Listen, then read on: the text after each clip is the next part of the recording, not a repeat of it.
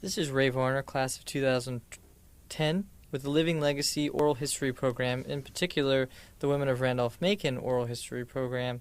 And it's August 18th, 2011, and we're in the McGraw-Page Library. And I'm here with Ann McDougall, class of 79. She was known as Ann Derby at her time at Randolph-Macon. She'll be the interviewee today. And I'm also here in the room is Lori Preston, representing the library, reference librarian, and Sarah Hendricks with the development office. It's funny. Okay, I'll start with an easy question. So, where did you grow up?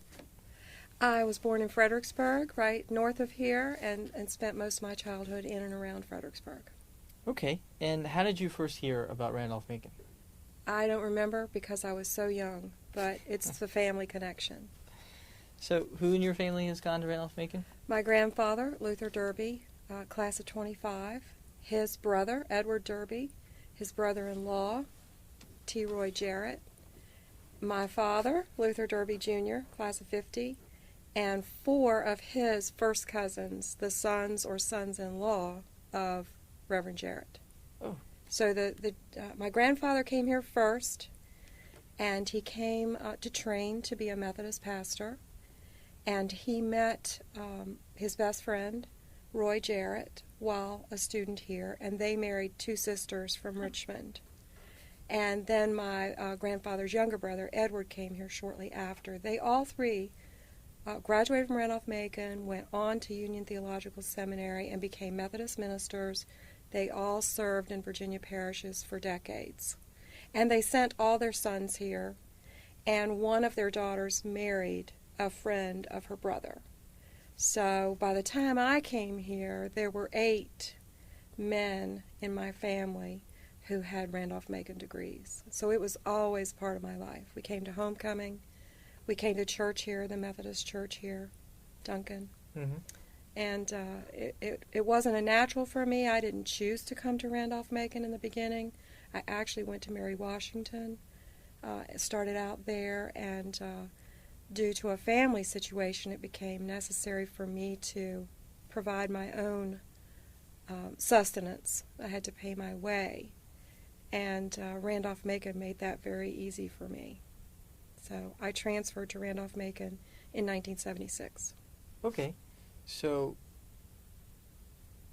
you decided to go to Mary Washington Mm-hmm. instead. So what made you decide in the first place to go to Mary Washington instead of Randolph-Macon? I really didn't consider Randolph-Macon. For one thing, I wasn't sure it was co-ed. You know, I knew it only as an all-male school. That was my history of the college. So this was the mid-'70s, and in fact, Randolph-Macon had become coeducational, but I really didn't know that. I hadn't been around the college in the late 60s or early 70s that much. So I actually found out through a woman at Mary Washington who had transferred from Randolph-Macon to Mary Washington. And she talked about Randolph-Macon so much, we called her Margaret Macon, even though that was not her last name.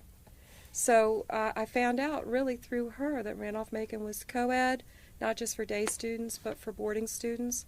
And so I made application and wasn't sure how on earth it was going to be paid for. But in fact, when I was accepted, there was a lot of financial aid and scholarship assistance to help me transfer here. I could actually come here as a full-time student for less out of pocket than I would have had to pay at Mary Washington because they had a federal regulation they had to follow.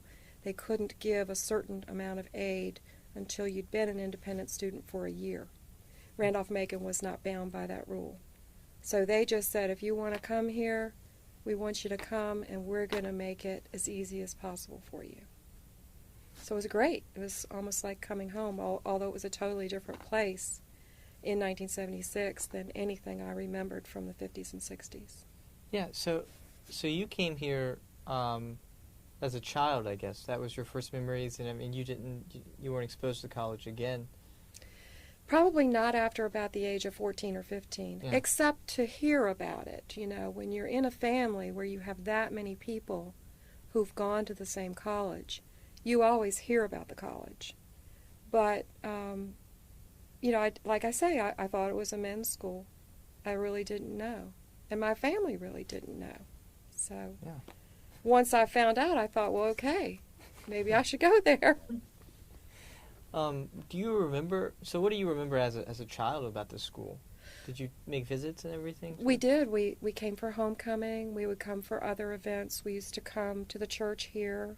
Well, I mean, what do you have any impressions of, the college itself? Yes. The architecture. I just remember how pretty it was. It was shady, so even in the summer on a hot fall afternoon, you could find a shady spot.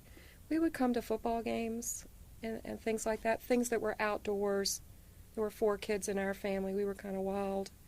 So I just remember being here as a child with my parents, my grandparents, uncles, aunts, cousins, and just standing around listening to everybody, really, and just doing the things that kids do when they're at a football game or a picnic.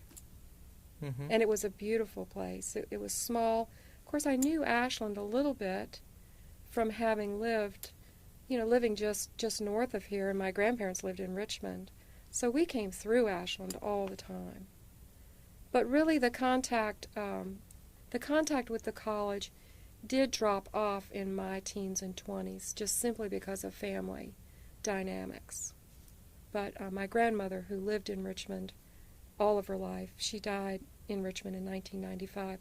She always loved Randolph-Macon, and she would always talk about Randolph-Macon.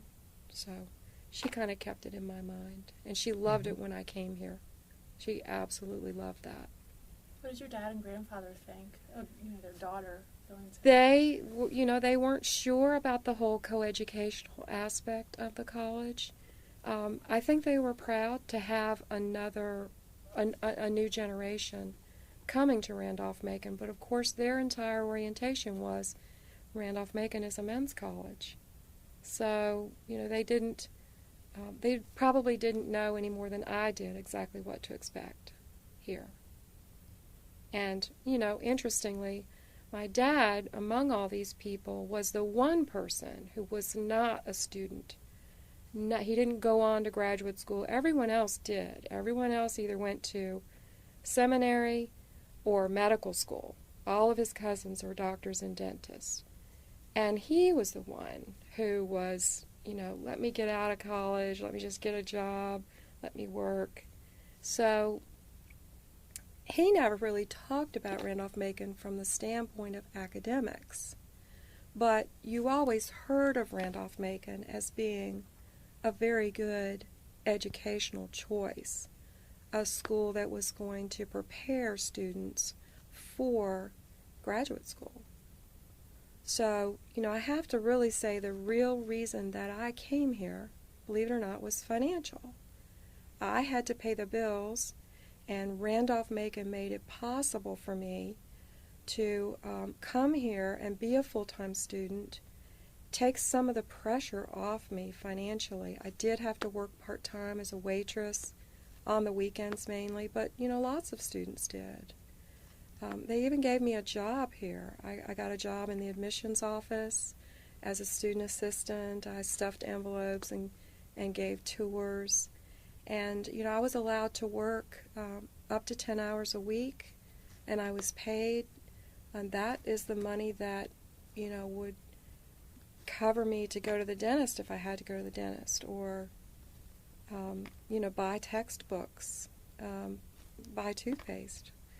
So it was extremely meaningful to be able to go to school full-time in a residential undergraduate setting as a student who was paying their own way and had to also work, but didn't have to work as hard as some students putting themselves through college have to work because of the steps that the college took to provide for me. Did you get particular scholarships? Mm-hmm. So which do you remember? Oh, I don't remember. But just for example, I think at the time, tuition, room, and board was in the range of $7,500 to $8,000 per year. You know, it's a small amount, it seems like now. But of course, that was way more than twice what it was at Mary Washington. But if Mary Washington needed me to pay $1,000 that 1 year, I didn't have $1,000. And Randolph-Macon didn't require that I actually pay anything. Everything was provided, and each of the 3 years that I was here, I did have small Stafford loans. I think they're still called Stafford loans. When I got out of college, I owed $7,500, and that was really, you know, the equivalent of 1 year. So I had 10 years to pay that back. It was at an interest rate of 4.25% or something like that. And it was manageable when I got out of here, even though it was a recession. It was manageable to do that. So I always felt that Randolph-Macon made it possible for me to go to college as a full-time undergraduate student and be part of a residential campus, not somebody who had to live off campus and work 30 hours a week and fit classes in at night and things like that. So I was able to get that full-time undergraduate experience even though I had to work during the summers, you know, 2 or 3 waitressing jobs to pay rent in the summer and things like that. So it was remarkable to me. So which semester did you come into Randolph? So you came in 76? Fall of 76, and graduated in 79. So you spent 3 years here? 3 full years. Okay. And so you came in as a sophomore, I take it, basically. Yes. So, so what was it like transferring into the college? What was that? Seamless. It was seamless, except for there were a couple of bumps in the road academically. Randolph-Macon in the 70s, it was a very tough academic environment. I didn't even know how hard it was going to be.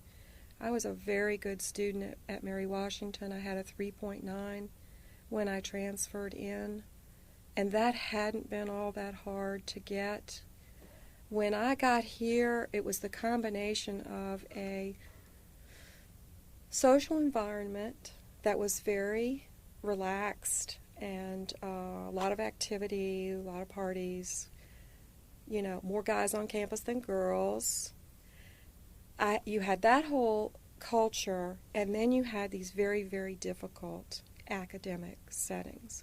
So, for instance, I declared as a political science major, which meant that I had to take statistics from Dr. Carl Peace, who was just incredibly smart, had written the textbook from which he taught. And it was just like Greek to me. It was worse than Greek because I was taking Greek and I could understand some Greek. So it was like Sanskrit. And it was so hard for me because I didn't have that good of a background in math, was having a difficult time applying the principles. And yet his door was always open to help me. And even though I couldn't always understand what he was telling me, he was always there to keep telling it. And then, you know, for instance, after I'd been here a year, I switched to philosophy as my major. And it came to light that when I took freshman comp, English comp, at Mary Washington, they only required 1 semester. So I was considered out of beginning English comp at Mary Washington while I was still there, and went on into some more advanced literature and survey type courses. At Randolph-Macon, freshman comp was 2 semesters. And so somehow I got up into my junior year here at Randolph-Macon, and my advisor, Dr. Panel, got a note from Mr. Hasker, the chair of the English department, that said, Miss Derby has to take another semester of freshman comp. And we were just shocked because, you know, I was doing very well in philosophy, which is totally a writing course, and had taken upper level courses at Mary Washington, which did transfer here. So what Dr. Panel suggested was that we submit some of my writing to the English department and let them review it and see if they could waive the requirement. And in fact, they did. And the same thing ultimately happened in the sciences. Astronomy was 1 semester at Mary Washington and 2 semesters at Randolph-Macon. So they were unwilling at first to transfer my 1 astronomy credit. They wanted me to take 2 semesters of astronomy as if I had never taken a semester of astronomy at Mary Washington. And I went in and met with the chair of the department, showed him some of my coursework. I'd gotten a very high grade in the course. And so ultimately he decided, okay, we'll let it transfer in. And all of that served to really keep me from having to take an extra semester because the requirements were so different. And it was so much harder here. There I was an A student. Here I started out as a C student. And I had to work my way up. I did very well in some classes, but then in others like that statistics class and biology, finite mathematics, they were not my strong points, and so I struggled. And even in the classes where I could do well, which were the analytical, humanities type courses, survey history courses, philosophy, reading and writing, I could do well there, but I still struggled to do as well here as I had done there. It was very difficult to get an A here, very difficult. So it was a radically different experience to go from what was basically an all-female college. There were a few male full-time students at Mary Washington in '75, but basically an all-women's school to a co-ed school, but still where men are dominant in the student body, and where the academics were so much tougher.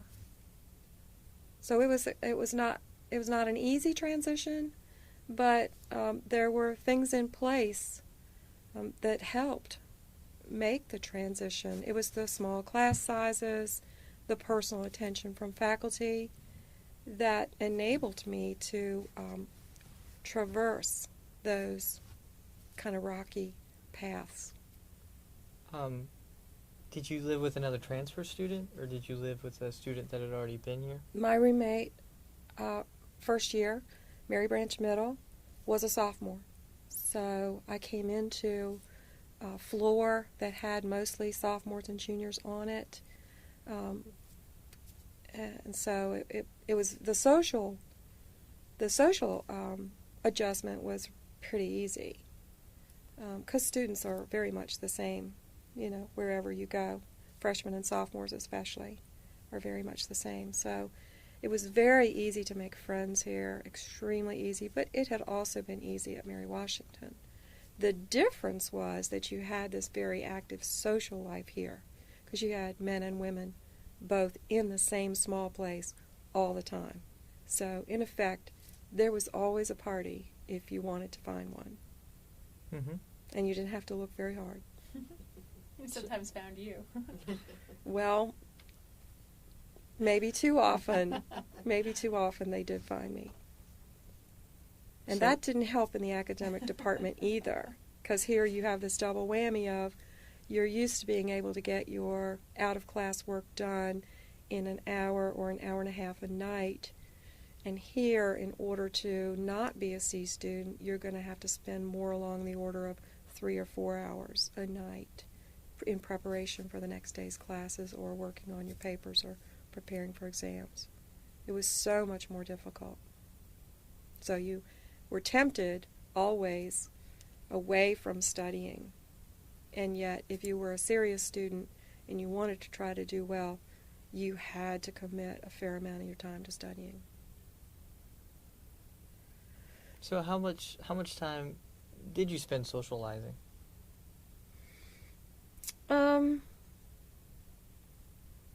A lot. I don't know exactly how to characterize it. I tried to put in on weeknights. I tried to put in, or weekday afternoons. I tried to put in probably 3 to 4 hours a day studying, and the rest of the time I was either with friends or sleeping. And on the weekends, I did have to work. I did have to waitress a lot. So Saturday nights, Sunday nights, Friday nights, I was often working until 10 or 11 o'clock. And then, sometimes there'd be a party after work that you could find, or it would find you.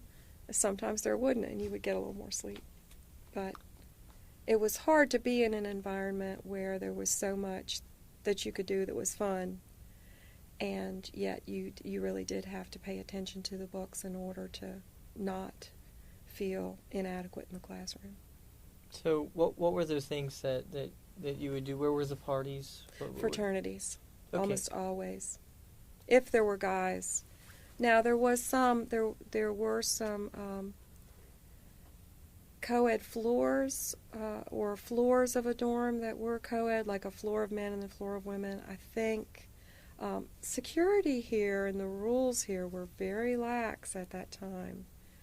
A lot of doors were not locked any time of the day or night.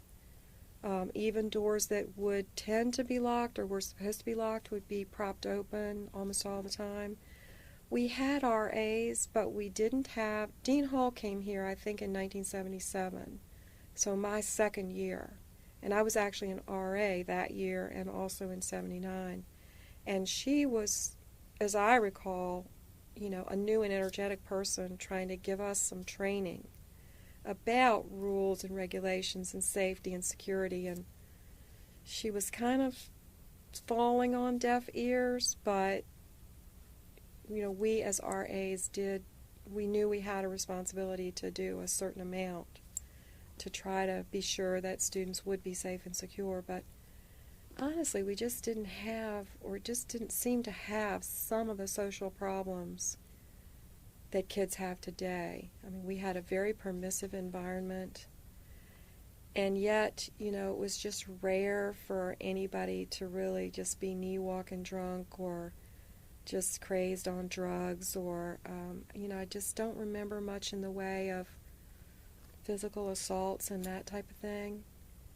Maybe I'm blocking it out, but it seemed like a safe place to be, and yet the law said that 18-year-olds could drink beer and wine, and 19-year-olds could drink alcohol of any description. And so we did. And we always did, and it was always around. And yet people didn't seem really to abuse it regularly. Occasionally there would be abuse. So then there were lots of other types of social activities. There were social activities in the dorms. There was always a large group of students who didn't go to fraternity parties. I mean, it seemed to me everyone was welcome. There wasn't this thing about having to have lists and invitations. There were events that would be invitation only, but for the most part, the fraternities were the scene of parties for any big weekend, and pretty much everybody who wanted to have a party had a place to go, had friends at different houses, and would go there and have the parties. But there was always also a large group of students who weren't interested in that. And they were our friends too. We were on the same hall with them. We were in classes together. And so we would do activities that were more centered around being a part of ODK or being part of playing a sport. Or there was a large Christian group here. And I was always kind of on the fringes of it because I had that big Methodist thing in my background, but I really wasn't a very religious kid. So I kind of had grown up with a lot of kids who were very spiritual and very Christian in their culture, and so I always felt okay around them, and they always, felt okay around me. So there were a lot of students here who were focused on academics. There were a lot of students who were focused on sports. And then almost everybody who wanted to have a social life had one right here on campus. It was rare for us to go to Richmond or Washington or any place like that except for some huge concert or something of that nature. Mm-hmm. So, what were the big social events that took place? Homecoming was probably the biggest weekend. Greek week was huge. Was a whole week of events and parties. With Greek week, so was that when the Greek Day, I guess, happened? Mm-hmm. When the competitions between the fraternities? Yeah. Would women participate in that too, or yes. so how would women participate? Just the guys would. You had friends who were guys, who were in fraternities, and if there were events that lent themselves to women participating, women participated. There was no sorority. Yeah. There was certainly talk at that time of a sorority, and most of the women in 77, 78, 79, most of the women were not interested. A lot of the fraternities had either formal or informal Little Sisters organizations. In fact, almost all of them did. So, for instance, I was a Little Sister at Phi Cap, and what that meant was I and probably 10 or 12 other girls were always welcome at Phi Cap. Whatever they were doing, we were welcome to participate. And so during Greek week, if there were events that involved females, we would participate with Phi Cap. And Kappa Sig had the same thing, and KA had the same thing. So women were part of Greek week, but definitely less so than the men. It was really about watching the guys do whatever they were going to do. Mm-hmm. So what was it? What was it like being a little sister? It was fun. We didn't really do anything except, hang out there sometimes, hang out there for parties. I lived in the Phi Cap house one summer. They owned their house, so they could rent their rooms during the summer for $25 a month. So obviously, a student like myself jumped on that. And so, especially during the summers, there'd be some brothers who were living there who were maybe in summer school or poor, like myself, and that was the only place we could afford to live. So I did things like sew curtains for the windows of the Phi Cap house, which was fun. And we just always partied with them, and that's all I remember that we did. We didn't really do anything philanthropic that I recall. Was it a formal initiation or anything like that had to take place? Phi Cap was pretty informal. We got a written invitation, a handwritten invitation. I still have that. And there was some kind of a ceremony, but Phi Cap didn't do anything by the book that I can think of. They were a real renegade bunch. And so, as I recall, everyone who accepted the invitation, most of whom were dating somebody in Phi Cap, came over to the house, and we were in the chapter room, and somebody said some words. Larry Varner, as a matter of fact, whom I assume is not related to you, but Joe Varner's dad. Mm-hmm. Well, Larry Varner is is his uncle. Is his father. I thought his father went to Hampton in his... No, he lives in Farmville. Okay. But his father, Larry Varner, who was known as V, went here to Randolph-Macon, and he either graduated in 79 or 78. And he was a Phi Cap, the smartest Phi Cap of all Phi Caps. And he was the person who sent the invitations and anointed us.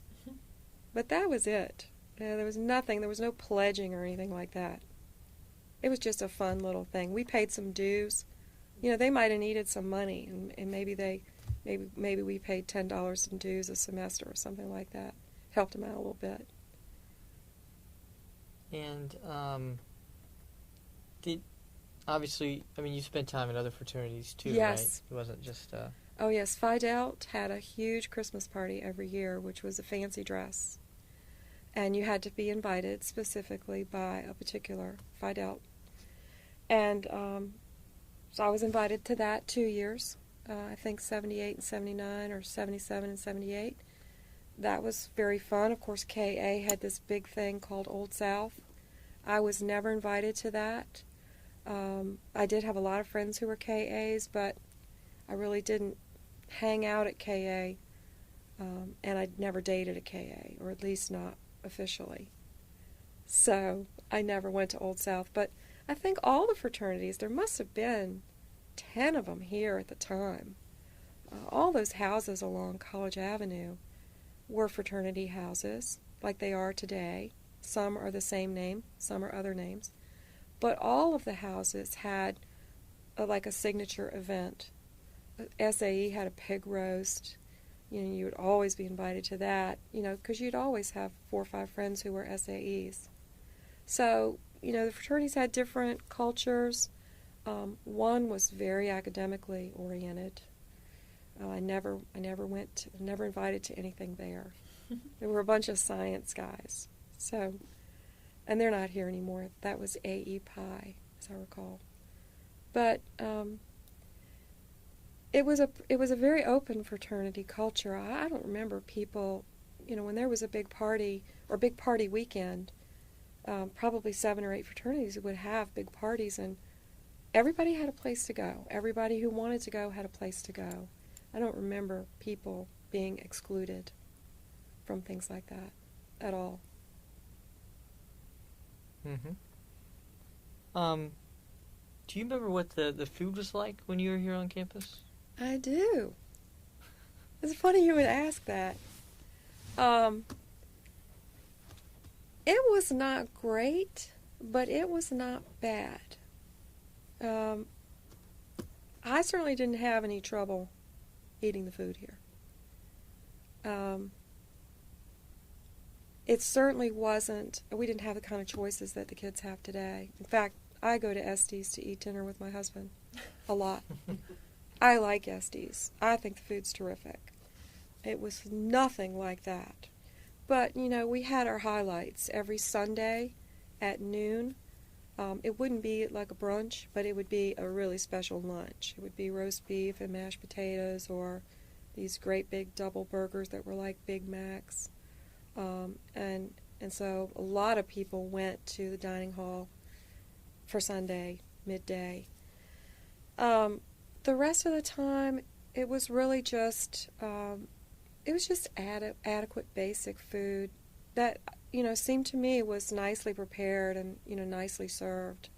The people who worked in the dining hall were just wonderful people. Lester was, I guess, one of the key people in the dining hall, and everybody loved Lester. And a good friend of mine, Francis Wright, I think they called it taking names. You had to go through, like today you go through with a swipe. Well, at that time there was a list, and if your name wasn't on it, it meant you weren't supposed to eat that meal. So Francis was one of the people who had a job, seated at a table with that long list, checking people off as they came through the line. So, you know, there was always a party around Francis. Wherever she went, she was the belle of the ball. So dinner especially was a real social time. Everybody ate in the dining hall. There wasn't any option unless you wanted to, you know, hop in your car and go to, we probably had a McDonald's and a Hardee's, Smoky Pig. Not a lot of choices here in the late 70s for off-campus. Where did you work? Where did you wait tables? Well, the Holiday Inn in Ashland, which is no longer here, was one place. And then I had a job on Sundays at the big brunch at a restaurant in Richmond called, at the time it was called the Cattleman. It was a kind of a famous restaurant. It's still there, but I think now it's called Extra Billy's. And also there was a little place in North Side called the Skipjack. And I waitressed there on either Friday or Saturday night, whatever night I wasn't working at the Holiday Inn in Ashland. So I really had 3 places that I would work. And then in the summers I would work there much more full-time. You know, that was my only source of income, really, was waitressing. And you had a car? I had a car. Yeah, I'd gotten a car for high school graduation, which was really important. Key. It was key. Were there any issues in having a car here? None that I remember. Of course, I didn't come as a freshman. I do think maybe freshmen couldn't have cars. But since I came as a transfer, that was never an issue for me. And my dad, bless his heart, he always carried the insurance on my car, even though I didn't live with him or he wasn't taking care of me really. But he always carried the insurance on my car, which was big. And if I ever had a major problem with the car, like it needed tires or whatever, Dad would always take care of something like that for me. So that was helpful. And parking, I guess. No parking problems whatsoever. It's an issue now. It wasn't then. Not everybody had cars. I would say maybe 35-40% of students had cars. Even upperclassmen at that time. A lot of students didn't have cars. But those of us who worked really had to.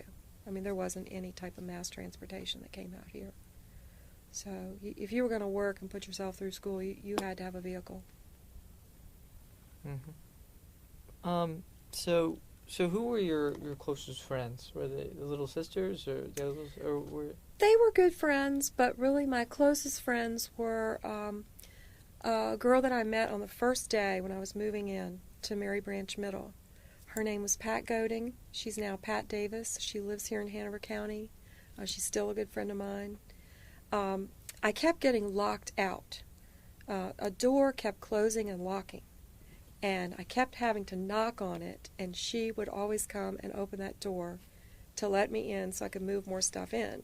So over the course of an afternoon of moving everything that was in my car into my room on the 3rd floor of Mary Branch Middle, I got to know her. And so we became really good friends.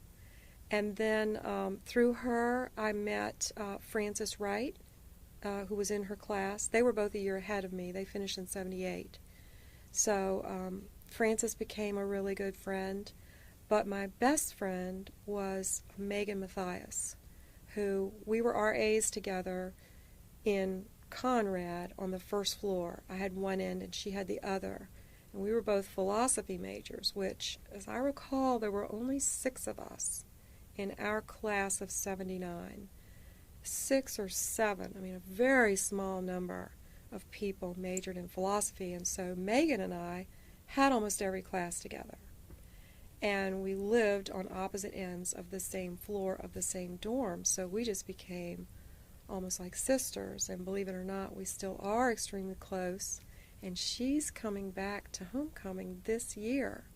For the first time, she's been here since 1981. Oh, wow. She lives in Colorado Springs, and she's raised 3 kids.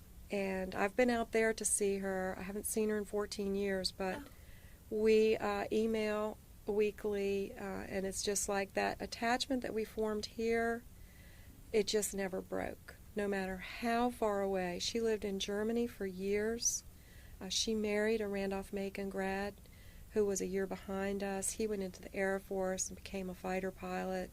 So she lived in Germany for 8 or 10 years. I went over there to visit while she was there. And then when they came back, they were always in Colorado Springs, which is where the Air Force Academy is. So I've been out there to visit. She really never was able to come back here. She doesn't have family here. At the time that she decided to come here, her father was in the United States Congress. He was a congressman from California. And she and her boyfriend went to high school together in Northern Virginia. He came here to play football, and she came here because of him. And then when they left, neither one of them really had any strong attachment to this region. And of course, they've lived all over the world. They're divorced now, but I finally have convinced her. I've invited her every year, at least for the past 10 years, to come back for homecoming. And this year, I just have been leaning on her and begging her to come for homecoming weekend, and she's coming. I can't wait. I can't wait for her to see the college. Because, you must hear this from everyone that you talk to, whether it's men or women, old or young. The college is really a transformational place. It might be in one regard or another regard. For me, it was about learning to be independent, learning to navigate this difficult academic environment through enhancing problem-solving skills, which is really what Randolph-Macon taught and still teaches, I think, is problem solving and analysis. And when I got out of here, I didn't think I'd ever touch a textbook again. I didn't want to. I couldn't imagine going straight to graduate school. I was just, my brain was fried. And so I didn't even realize until, it took me a couple of years to even get a job in an industry, which turned out to be the insurance industry, which is all about risk and probability theory, statistics, and financial modeling and things like that. It took me a couple of years to get a job like that, but when I got into a setting like that, in an office environment, a commercial environment, it was there that I began to realize how well I had been educated, how well I could read, how well I could write, communicate, and even more importantly, I had always thought of myself as a really poor math student, and certainly had not ever done that well in any type of math or quantitative course. But in an applied setting, such as an insurance agency office where you're pricing things, my math skills were really very good. And that sort of thing, you know, when your boss comes to you and says, you know, I'd like for you to sit down in the conference room with some of the other techs and underwriters and just talk about the basic components of a business letter. He said, nobody else in this office can write a business letter the way you can. Can you convey that to some people on your level? And I said, sure. And I probably only spent an hour doing it, and I don't know whether they got anything out of it or not, but I was honored to be asked. And, it was important to me to do well and to reflect well on my boss and my employer.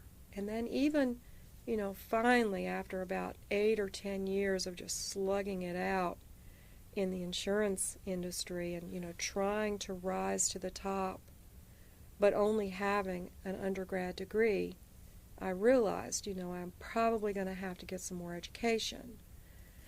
And so I applied to law school. I didn't get in the first time. I was waitlisted at one school and rejected at some others that first year I applied.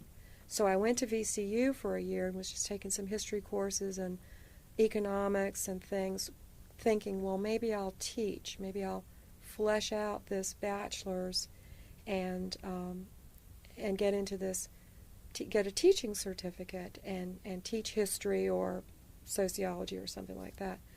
So I was doing that while I was waiting to see if I would get into law school the second time around, and I did. So I went. And I was incredibly well prepared for law school. The method of teaching in a law school classroom is very similar to the Socratic method that's here in many classes. Certainly was in the philosophy department, certainly was in the history department. So none of that was unfamiliar to me. So, as you go along 10, 12 years, or even starting out 2 to 4 years out of college, you began to apply things that you learned. And then you see how your education prepares you to excel in a new environment.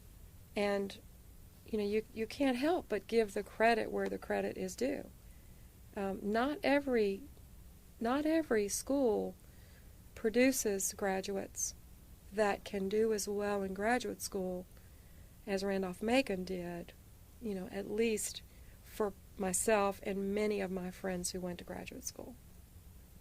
So it was transformational for me in that regard. For other people, it was transformational because maybe for the first time in their lives, they got involved in student leadership. Or instead of being in a big high school on the basketball team and riding the bench, they were at a relatively small college in Division II at that time, and they got a bigger role to play on a basketball team at a school where there's a long basketball tradition.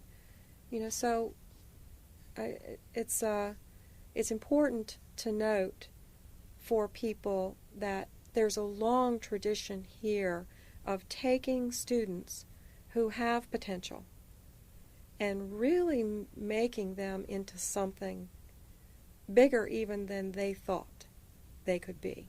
I was a better math person than I even knew because of Randolph-Macon. You changed your major from political science to philosophy. What spurred that decision? Dr. Panel in the philosophy department, I took a class. I had taken one philosophy class at Mary Washington, and I liked it. But I took a class from Dr. Panel. I probably met Megan in that class, and I was just hooked. I was hooked. I mean, he was an incredible teacher. He was inspiring and thought-provoking, and of course, being in a small major, you got a lot of attention from him, and apparently I was a student who needed that. So at the time, to switch to philosophy was not that hard, even being a transfer student, because philosophy, you had to take classes in religion, history, sociology or psychology. There were many, even logic, which was really kind of a math class. You had to take all those classes in order to fill out your philosophy major, because there weren't 15 philosophy courses. There were more like 8 or 10. So you couldn't have filled all the hours that you had to fill unless you were taking a course like the social and intellectual history of the 18th century from Dr. Oliver, which was an experience in and of itself. But that particular history course counted toward the philosophy major. So it was easy for a student like myself, to use some quote-unquote thought history courses to fill out that major. So it was a good move for me, and it was a great education. It's a really good set of preparation classes for something like law school. A lot of philosophy majors do wind up in law school, probably because of the heavy emphasis on analysis, analytic thinking, problem solving, and reading or speaking or writing about your analysis.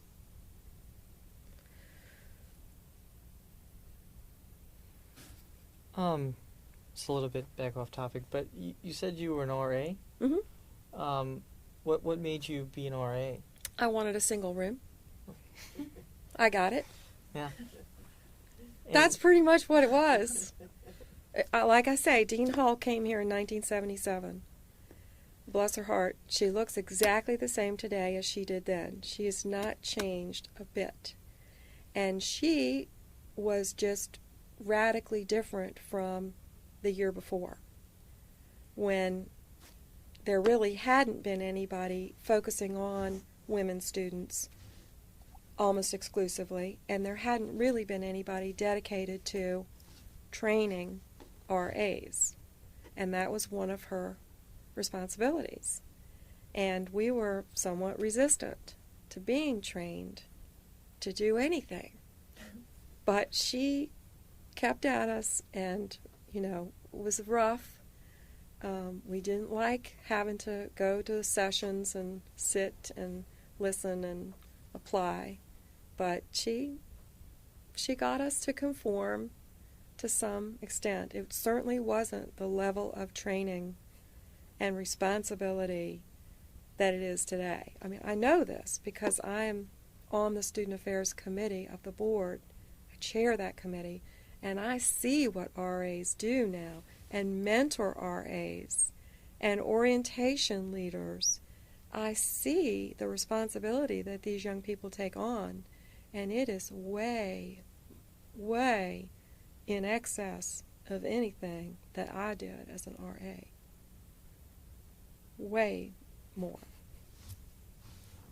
So, how what were your duties then as an RA? What did you do? What was a typical? There was really nothing typical. We would try, we had a goal of welcoming new students. If you had new students on your floor, you wanted to be sure that they were welcomed and made to feel at home. But you were really there to, as sort of a first point of contact if there was a crisis. And there never really was. I mean, the main thing you might have somebody come and talk to you about was somebody was being too loud, or somebody had a guy or a girl in their room too much. Those were the main things that I remember dealing with. And usually you could just talk to the students involved, and usually, you could get some improvement. I don't remember having any exposure whatsoever to the judicial or conduct group.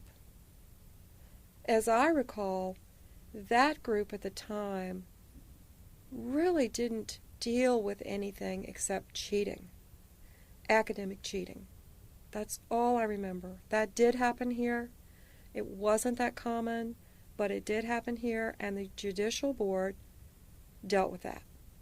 There must have been some instances somewhere, sometime. I do remember one time somebody was shooting a BB gun out of a window of Moreland dorm. I knew the guy. Everybody knew the guy. Somebody said he was shooting at pigeons. I don't know what he was shooting at, but that had to be dealt with. Somebody dealt with that, probably the RA on his hall and the dean's office. But, really, that was it. I honestly don't remember much vandalism. I don't remember much in the way of theft from, student to student. We were always on the lookout as we moved around campus for people that we didn't know, people who might be looking to get, into some kind of trouble here on campus. But that was a rare type of thing, and you hardly ever went anywhere alone. You were always with at least one other person at night, no matter where you went. So we didn't have a lot of training, and we didn't, to my recollection, we didn't have a lot of responsibility, but we did have information about what to do if somebody was having a medical emergency, and if somebody was having some kind of a social emergency. We were a place where students felt they could come if they had some kind of a problem, and we had a list of resources, either on campus or off campus, to try to lead students toward a resource for a problem. Was it still the time when there was the RAs were kind of in charge of the phones, or there was only one phone or something? There was only one phone, yeah, on each hall or half of a hall. And yeah, if somebody was really monopolizing the phone, someone would complain to the RA. But it was in, I guess the phone was in the middle of it, so everyone could use it. It wasn't like it's in the RA's room or something No. like that. I think we might have had a phone. Or maybe I had a phone when I was in Conrad. My first semester as an RA, I was in Mary Branch South. I know I didn't have a phone there. That's a short hall, first floor, and there was a phone booth right there. And then in Conrad, new dorm at the time, there was a payphone, right as you walk in that front door, which kind of served the whole hall. So people were always on the phone, always. I mean, the phone was rarely empty. So, but it was a payphone. It was a payphone. Okay, so yeah. you had to... But now that you mention it, we might have had a phone in our room, in new dorm for emergencies. And that would have been all we would have used it for. We didn't call anybody. I didn't call anybody. You made plans either during or right after class, or in the dining hall for where you were going to meet and when, or who was coming to whose room. You didn't need to call another student, really, ever. Need some change. There's been a lot of change. So funny. So you mentioned that after graduation, you waited a little bit, and so you eventually went on to law school. So what did you do after that?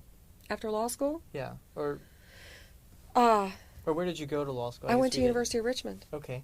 and I got an MBA at the same time. I did the JD MBA, dual degree program. I did them both in 3 years. Ugh. So I went summers, I doubled up, and I have to tell you a little story about the admissions director at the time at the law school at University of Richmond.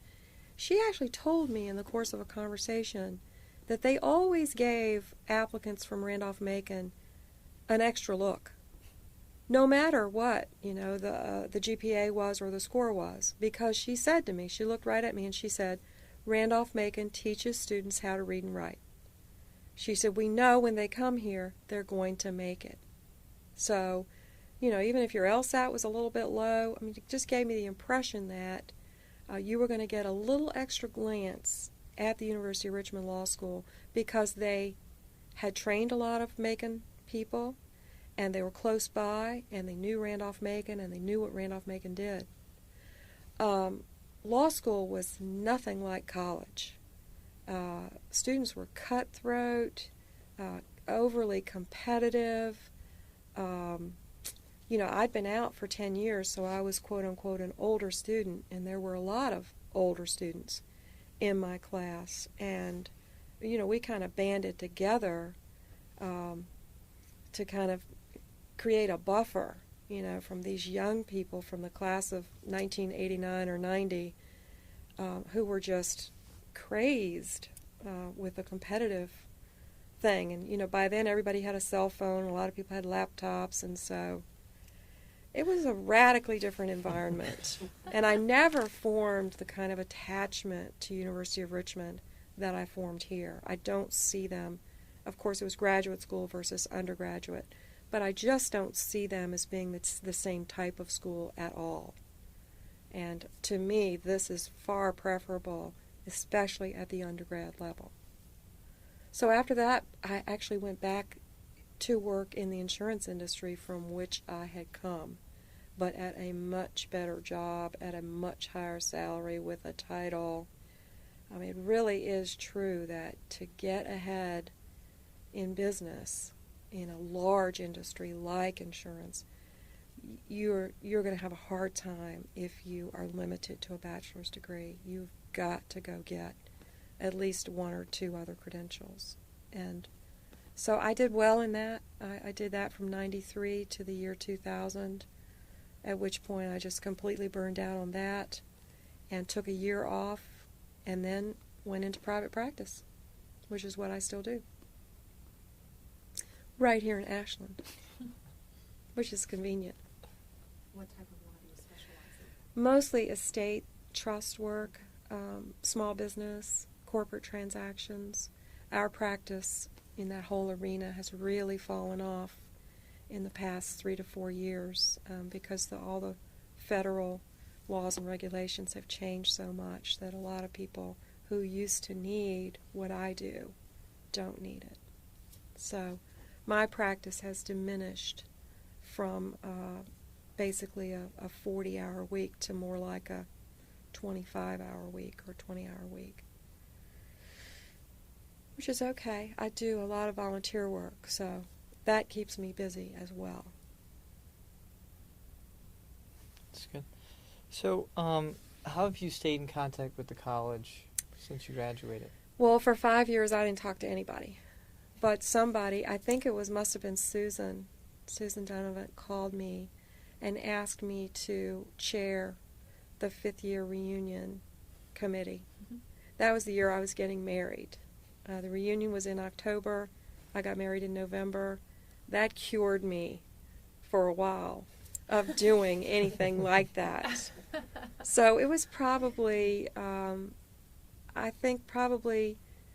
didn't do anything physically, actively for the college until probably the mid-90s.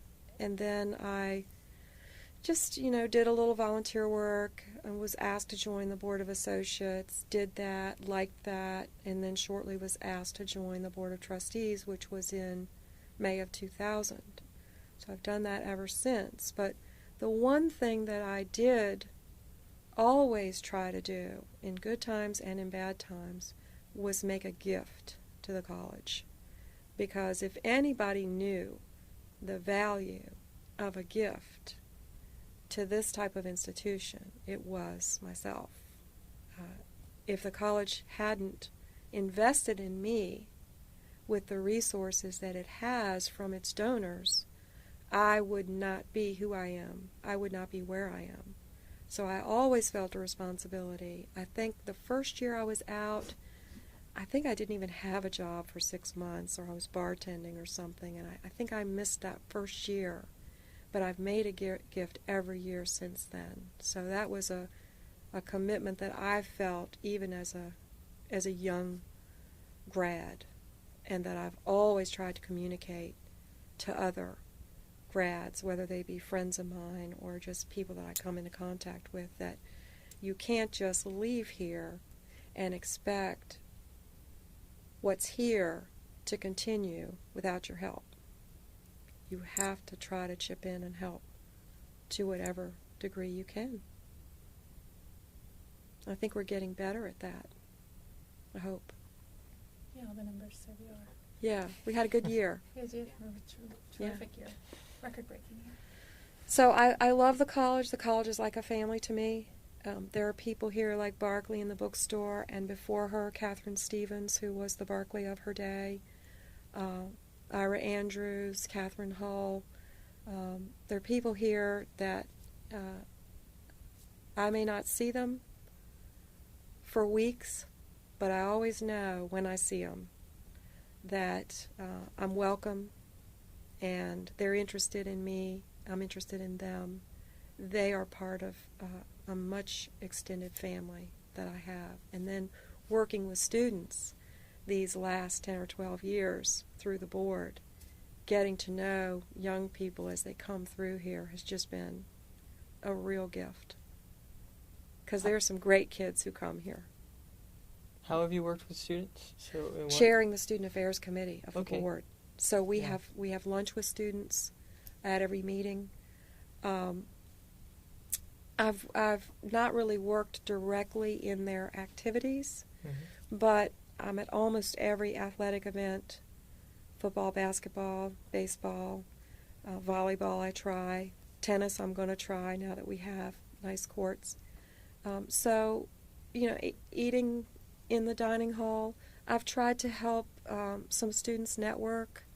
My office door is always open to a student, especially a student who's interested in going to law school or looking at, what type of business career to get into. Because I really do feel like I can share some of what worked for me, especially regarding law school, and maybe make their path just a little bit easier. If somebody will sit down and talk to you for a half an hour about the dual degree program at University of Richmond or another law school, and how to get into it and how to manage the course load, that's really beneficial. So I hope that by doing that, for those students who ask me, I hope that they will also do that, in turn, that they will also have an open door policy for the people who come behind them to share experiences and brainstorm and help them head on to their future and do well. If there were there's going to be entering freshmen pretty soon, in a week or so. I know one. So, okay. A family member. All right. Another Finally. generation. Finally. It's by marriage. It's not by blood, but I'll take it. All right. Well, it's kind of a hypothetical question we asked, but I guess in this case it really isn't. Yeah, So my I guess- nephew's coming. So, what advice, based on your experience and your experience afterward, what advice would you give them, for their 4 years here at Randolph-Macon? 2 things. 1, pay attention, no matter where you are, whether it's in the classroom, in your dorm, interacting with other students, pay attention. And the other thing is get involved. So easy to get involved here. Even a relatively shy student is going to have 20 people on their hall that they can get to know quickly, easily. You know, at least 2 or 3 of those 20 people are going to be in almost all your classes in the first year. So it's so different from a big school where the 20 people on your hall are going 20 different directions for classes, may not even eat in the same dining hall. You know, maybe the only place you would see those 20 people is in that dorm. And if those people don't spend much time in that dorm, how are you going to get to know them? But here, all you have to do is get to know those people on your hall first, and you're going to see them in the dining hall, you're going to see them in classrooms, and then just get involved, whether it's with an on-campus job, whether it's with a sport or intramurals or student leadership or student activities or Greek. This is the place to dig in and get connected. It really is. Good advice. Yeah. Do you feel like there was anything that was really important part of your experience that you would like to share, or you feel like we haven't touched on?